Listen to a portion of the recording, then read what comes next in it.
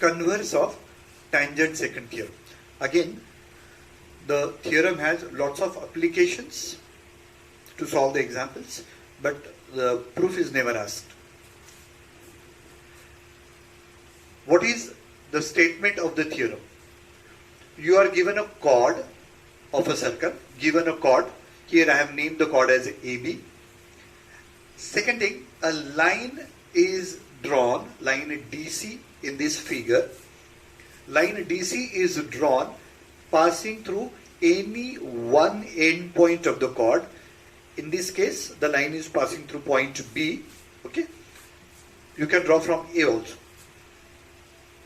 If the angle between this line and the chord, angle between the line and the chord, if this angle is half of the intercepted arc, if the angle between the line and the chord is half the measure of the intercepted arc, then I have underlined the word then, because that gives you the conclusion. What is the conclusion? This line will be tangent to the circle. ठीक है? फिर से एक बार बता रहा हूं. If you are given a chord and a line is passing through the end point of the chord, at present we don't know anything about the line, only one thing, that it is passing through the end point of the chord. If the angle between this line and the chord is half the measure of the intercepted arc, यहाँ का angle इस arc के major के आधा है, then this line will be tangent to the circle. So this is the converse of tangent second theorem. So if you combined the two, the theorem and the converse, tangent second theorem and the converse, how can we memorize? It is easier to memorize with the help of the figure.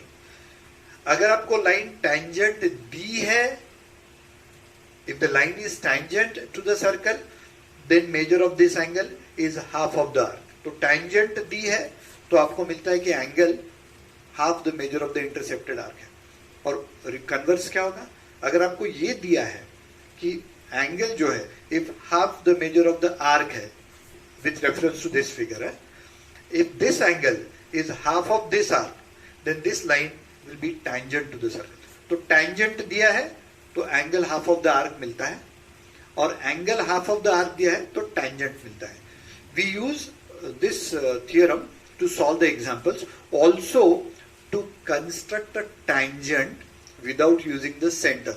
That will come in the chapter of geometric construction. Okay, so we have tried to understand the tangent second theorem and the converse together.